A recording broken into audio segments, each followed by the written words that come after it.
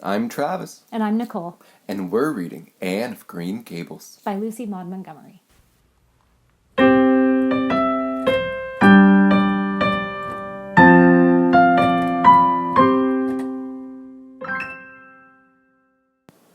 Chapter 20. A Good Imagination Gone Wrong. Spring had come once more to Green Gables, the beautiful, capricious, reluctant Canadian spring, lingering along through April and May, in a succession of sweet, fresh, chilly days with pink sunsets and miracles of resurrection and growth. The maples in Lover's Lane were red-budded, and little curly ferns pushed up around the dryad's bubble. Away up in the barrens, behind Mr. Silas's Sloane's place, the mayflowers blossomed out pink and white stars of sweetness under thin, brown leaves. All the schoolgirls and boys had one golden afternoon gathering them, coming home in the clear, echoing twilight, with arms and baskets full of flowery spoil. "I'm so sorry for people who live in lands where there are no mayflowers," said Anne. "Diana says perhaps they have something better, but there couldn't be anything better than mayflowers. Could there, Marilla? And Diana says if they don't know what they are like, then they don't miss them. But I think that is the saddest thing of all. I think it would be tragic, Marilla, not to know what mayflowers are like, and not to miss them. Do you know what I think mayflowers are, Marilla? I think they must be the souls of the flowers that died last summer, and this is their heaven. But we had a splendid day today, Marilla. Oh, we had our lunch down in a big mossy hollow by an old well. Such a romantic spot. Charlie Sloane dared Artie Gillis to jump over it, and Artie did because he wouldn't take a dare. Nobody would in school. It is very fashionable to dare. Mr. Phillips gave all the mayflowers he found to Prissy Andrews, and I heard him say, 'Sweets to the sweet.' He got that out of a book, I know, but it shows he has some imagination. I was offered some mayflowers, too, but I rejected them with scorn. I can't tell you the person's name because I have vowed it never it crossed my lips. We made wreaths of the mayflowers, and I put them on our hats. And when the time came to go home, we marched in procession down the road, 2 by 2, with our bouquets and wreaths, singing 'My Home on the Hill.' Oh, it was so thrilling, Marilla. All Mr. Silas Sloane's folks rushed out to see us, and everyone we met on the road stopped and stared after us. We made a real sensation." "Not much wonder. Such silly doings," was Marilla's response. After the mayflowers came the violets, and Violet Vale was empurpled with them. Anne walked through it on her way to school with reverent steps and worshipping eyes, as if she trod on holy ground. "Somehow," she told Diana, "when I'm going through here, I don't really care whether anybody gets ahead of me in class or not. But when I'm up in school, it's all different, and I care as much as ever. There's such a lot of different Annes in me. I sometimes think that's why I'm such a troublesome person. If I was just the one Anne, it would be ever so much more comfortable. But then it wouldn't be half so interesting."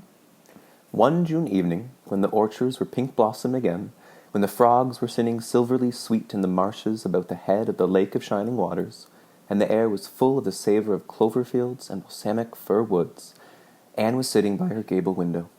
She had been studying her lessons, but it had grown too dark to see the book, so she had fallen into wide-eyed reverie, looking out past the boughs of Snow Queen, once more bestarred with its tufts of blossom. In all essential respects, the little gable chamber was unchanged. The walls were as white, the pin-cushion as hard, the chairs as stiffly and yellow upright as ever. Yet the whole character of the room was altered. It was full of a new vital, pulsing personality that seemed to pervade it and to be quite independent of schoolgirl books and dresses and ribbons, and even of the cracked blue jug full of apple blossoms on the table.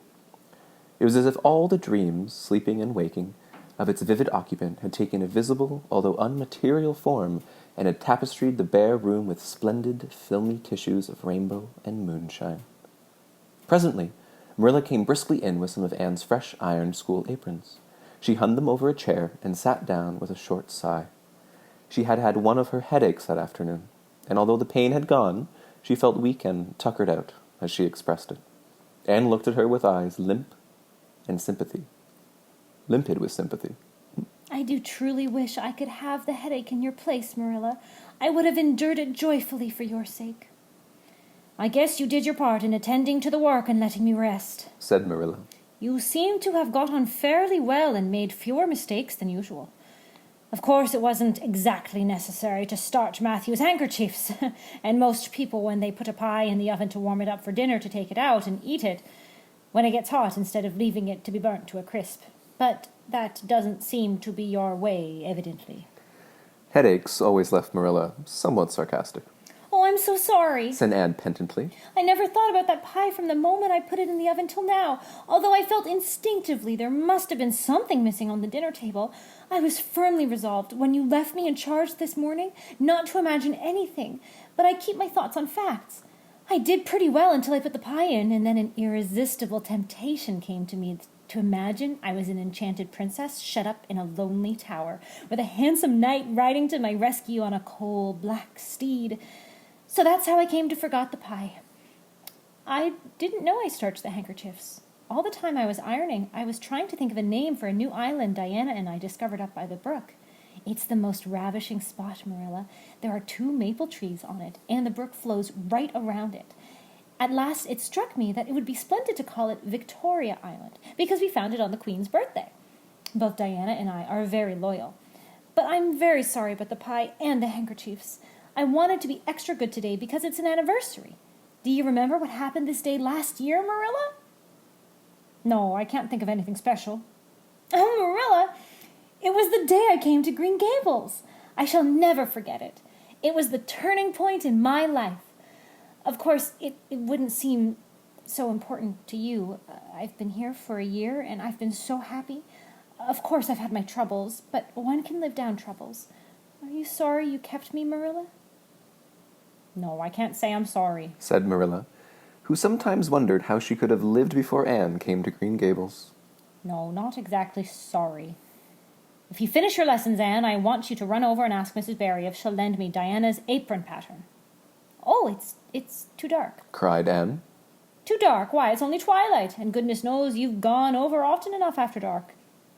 I'll go over early in the morning, said Anne eagerly. I'll get up at sunrise and go over, Marilla. What's gotten into your head now, Anne Shirley? I want that pattern to cut out your new apron this evening. Go at once and be smart, too. I'll have to go around by the road, then, said Anne, taking up her hat reluctantly. Go by the road and waste half an hour. I'd like to catch you. I can't go through the haunted wood, Marilla, cried Anne desperately. Marilla stared. The haunted wood? Are you crazy? What under the canopy is the haunted wood? The spruce wood over the brook, said Anne in a whisper. Fiddlesticks. There's no such thing as a haunted wood anywhere. Who has been telling you such stuff? Nobody, confessed Anne. Diana and I just imagined the wood was haunted. All the places around here are so commonplace. We just got up this on our own amusement. We began it in April. A haunted wood is so very romantic, Marilla. We chose the spruce grove because it's so gloomy. Oh, we've imagined the most harrowing things. There's a white lady walks along the brook just about this time of night and wrings her hands and utters wailing cries. She appears when there is to be a death in the family, and the ghost of a little murdered child haunts the corner up by Idlewild. It creeps up behind you and lays its cold fingers on your hand, so... Oh, Marilla, it gives me a shudder just to think about it. And there's a headless man stalks up and down the path and skeletons glowering at you between the boughs. Oh, Marilla, I won't go through the haunted wood after dark now for anything. I'll be sure that white thing would reach out from behind the trees and grab me. Did ever anyone hear the like? Exclaimed Marilla, who had listened in dumb amazement. Anne Shirley, do you mean to tell me you believe all that wicked nonsense of your own imagination?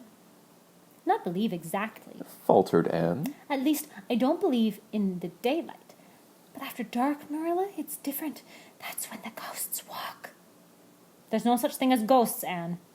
Oh, but there are, Marilla, cried Anne eagerly. I know people who've seen them, and they are respectable people. Charlie Sloane said his grandmother saw his grandfather driving home the cows one night after he'd been buried for a year. You know, Charlie Sloane's grandmother wouldn't tell a story for anything. She's a very religious woman.